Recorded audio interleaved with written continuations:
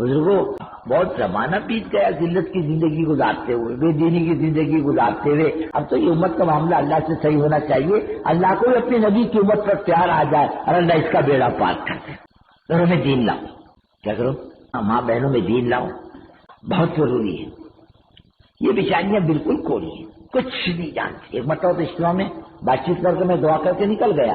دیہات نہیں، بستی شہر، اور 8-10 عورتیں بیٹھ گئی.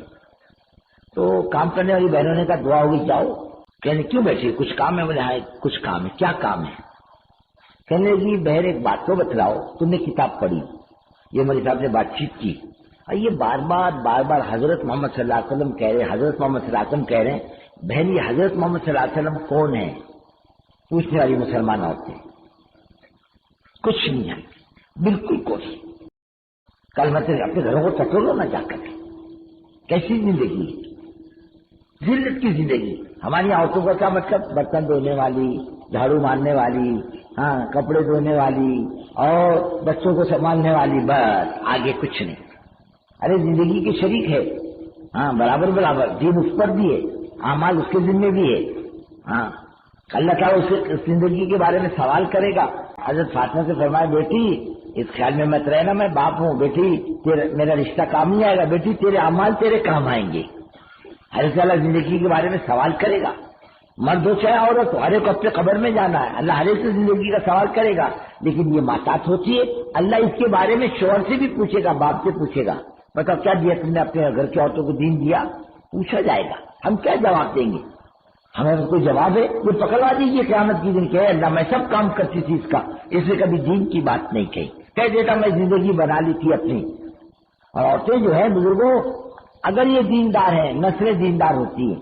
سیدنا عبد القادر جیلانی رحمۃ اللہ علیہ فرماتے ہیں کہ مجھ کو ولایت میرے ماں کے طفیل میں ملی. یہ دکن کا ایمان جس بزرگ کے اعمال نامے میں حضرت نظام الدین علی رحمۃ اللہ علیہ، جن کا قافلہ اس ملک میں اس خطے میں آیا خدا کا پیغام لے کر، وہ فرماتے مجھے ولایت میرے ماں کے طفیل میں ملی. امام بخاری بنے ماں کی برکت سے. ماں نے امام بخاری بنایا. یہ پیدا ہوئے باپ مر چکا تھا، 2 سال کے ہوئے تو اندھے ہو گئے. ماں نے کہا اے اللہ یہ بچہ یتیم، پھر انڈا اس کو کون قریب کرے گا؟ اے اللہ میرے بچے کو آنکھیں دے دے. ماں نے اللہ سے رو کے بچے کی آنکھیں مانگ لی. اور پھر اس ماں نے چل پھر کر کے اپنے بچے کو حدیث پڑھائی. کبھی تاشقند، کبھی سمرقند، کبھی بخارا، کبھی ادھر کبھی ادھر. محمد ابن اسماعیل بخاری امام بخاری بنے اس ماں کی برکت سے. آج دنیا میں جتنے عالم ہیں بخاری پڑھے بغیر عالم نہیں بنتے، بلکہ تمام علماء کا اس پر اتفاق ہے کہ قرآن کے بعد سب سے زیادہ صحیح کتاب بخاری ہے. اس کے لکھوانے والی کون؟ ایک ماں ہے، غریب ماں، بیوہ عورت. اس نے اپنے بیٹے کو اتنا بڑا بنایا. قیامت تک آنے والا ہر عالم امام بخاری کا شاگرد کہلائے گا. اور امام بخاری کو امام بخاری بنانے والی ماں ہے. یہ تمہارا دعوت کا کام دنیا میں چل رہا. مولانا صاحب رحمۃ اللہ علیہ فرماتے تھے جتنی دینداری تم ہم میں دیتے ہو ہماری ماؤں کی برکت ہے. فرماتے تھے خدا کی قسم ہم ان ماؤں کی اولاد ہیں جس کے پیٹ میں کبھی مشکوک لقمہ نہیں کھایا. اتنی دینداری کا معیار تھا. یہ بیچاریاں کیسی ہیں؟ بالکل کوئی.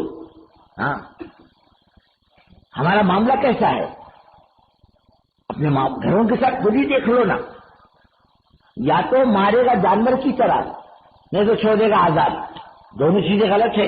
فرمایا رسول اللہ صلی اللہ علیہ وسلم نے وہ تیری پسلی سے بنی ہے، چھوڑ دو گے ٹیڑھی رہے گی، کھینچو گے ٹوٹ جائے گی. تمہاری عقل مندی کی علامت یہ ہے اس کے ٹیڑھے پن سے فائدہ حاصل کرو.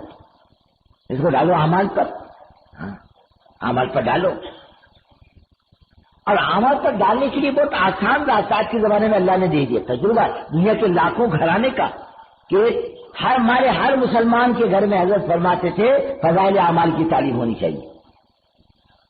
عام مسلمان کے گھروں میں عام ماحول. ہم لوگ افریقہ کے ایک بستی میں تھے، مسجد میں کام ہوتا تھا. مسجد کے بازو میں لڑکیوں کا مدرسہ جماعتیں وہاں ٹھہرتی تھی.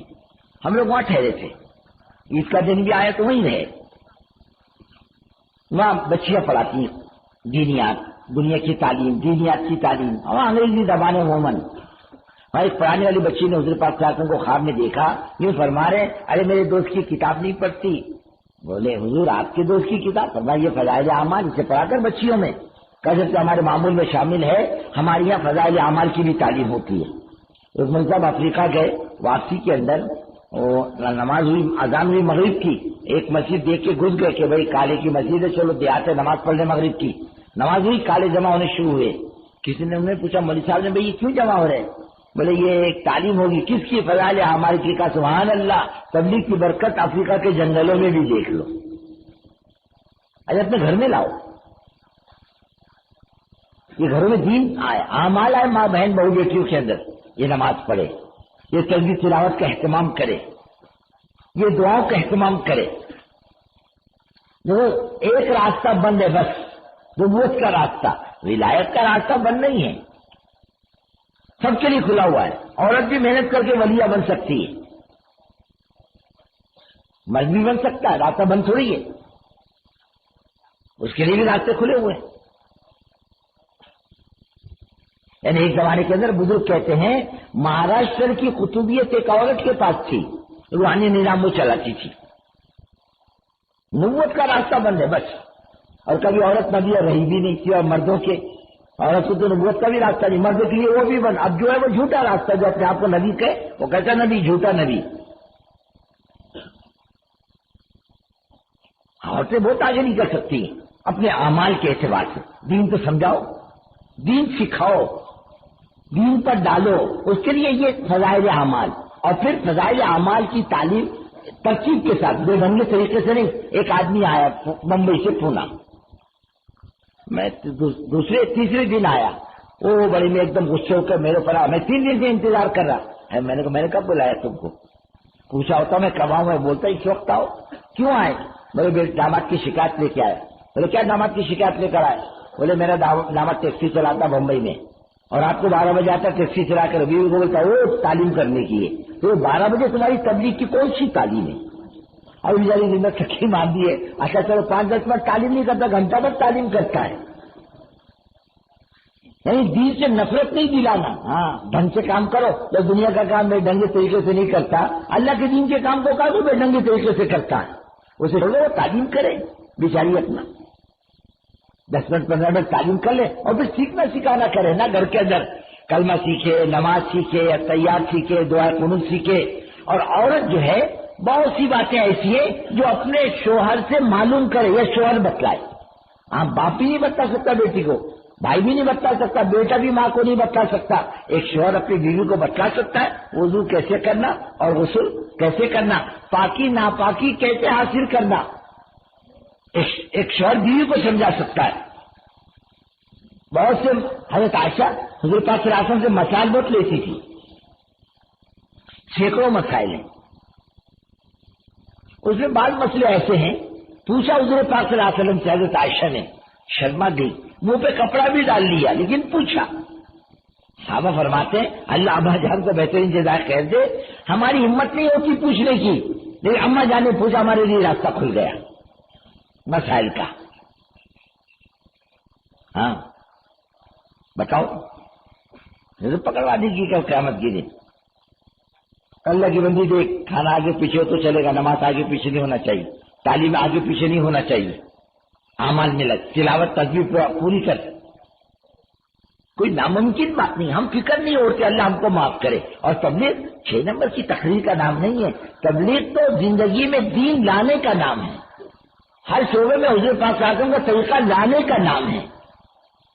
اب اپنے گھروں کا ماحول بناؤ، اپنے گھروں میں تعلیم کو زندہ کرو، اپنے گھروں میں حضرت فرماتے تھے نماز تسبیح تلاوت تعلیم کا ماحول اپنے گھروں کے اندر بنے۔ اب ہم آتے تھے اصل عورتوں کا کام گھر کی تعلیم ہی تو ہے، ورنہ اجتماعات جو ہوں گے عورتوں کے اس میں شر کا پہلو غالب رہتا ہے، خیر کا پہلو کم رہتا ہے، لیکن کئی شرائط کے ساتھ آئے اور چپ چاپ جائے، بات کرنے والا ایسا ہو، یہ بات کرے یہ بات کرے، ورنہ عورت اللہ کو کس کے کنٹرول کی، بعد آ جائے گی سودا لینے کے لیے، واپسی میں سہری کی کہے گی بہن آؤ ذرا اندر آؤ، السلام علیکم، کیسے مزاج ہے، وہ اندر کھڑی رہے گی باہر کھڑی رہے گی، اب اندر والی کہ جو بہن راؤ 2 منٹ آؤ اندر آ جائے، کائے کے 2 منٹ آنے کا 1 منٹ کی فرصت نہیں، بولے بچے اسکول سے آئیں گے، منع کے ابا آئیں گے، ان کا کھانا ہے، 2 منٹ کی فرصت نہیں، کیا آنے کا بولے تمہارے گھر میں، وہ باہر کھڑی رہتی وہ اندر کھڑی رہتی اور دونوں 2 گھنٹے بات کرتی اور 2 منٹ کی فرصت دونوں کو نہیں. یہ حال ہے.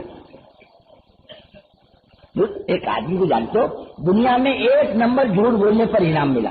ایسا دنیا میں شرط بنی تھی جو 1 نمبر کا جھوٹ بولے گا اس کو 1 نمبر کا انعام ملے گا. ایک آدمی کو ملا اور کس پر ملا؟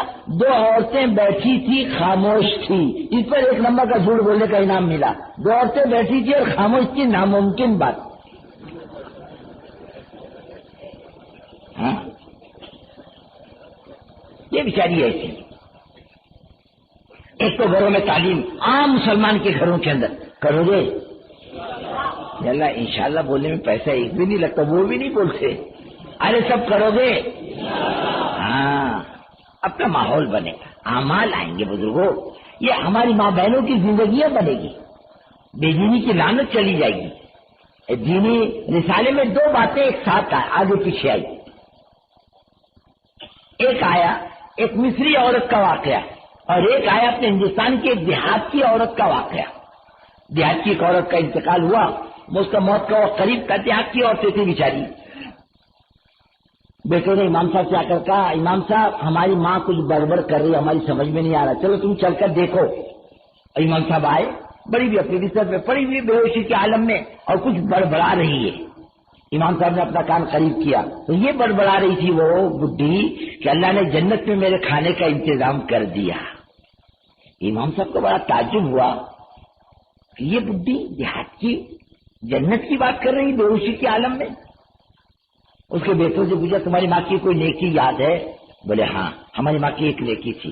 وہ نیکی یہ تھی جب اذان ہوتی نا تو ہماری ماں سر پہ کپڑا ڈال لیتی، خاموش اشارے سے کہتی چپ رہو خدا کا نام دیا جا رہا ہے. اس کی برکت سے اللہ نے اس کا بیڑا پار کیا ہے. اور ایک عورت تھی اس کا انتقال ہوا مصر میں. اس کو نہلانے والی 3 عورتوں کو لے کر آیا. 2 عورتیں بھاگ گئی، ایک رہ گئی.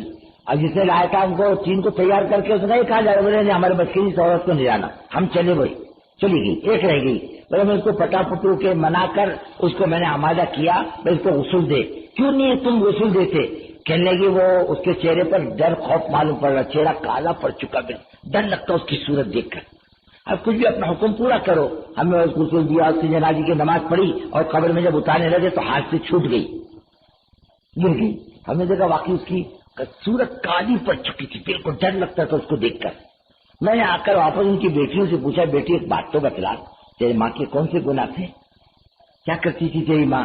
کہا چچا میری ماں آوارہ تھی، نماز نہیں پڑھتی، فیشن والی تھی، کبھی اللہ اللہ نہیں کرتی، کبھی اٹھ کر اس نے ہاتھ اٹھا کر اللہ سے نہیں مانگا، اپنے گناہوں سے غلطی کی اپنا اعتراف نہیں کیا، ایسی آوارہ زندگی گزاری. اس کی یہ نحوست ہے. دین آئے گا نا گھر کا ماحول اچھا ہوگا، برکت بھی آئے گی اور اللہ تعالیٰ بے دینی کی موت نہیں دے گا. ایک تو عام ماحول مسلمان گھرانوں میں ادھر ادھر کی چیزوں کے چھوڑ کر بس یہی اعمال اپنے گھر کی ماں بہنوں کے اندر آنا چاہیے.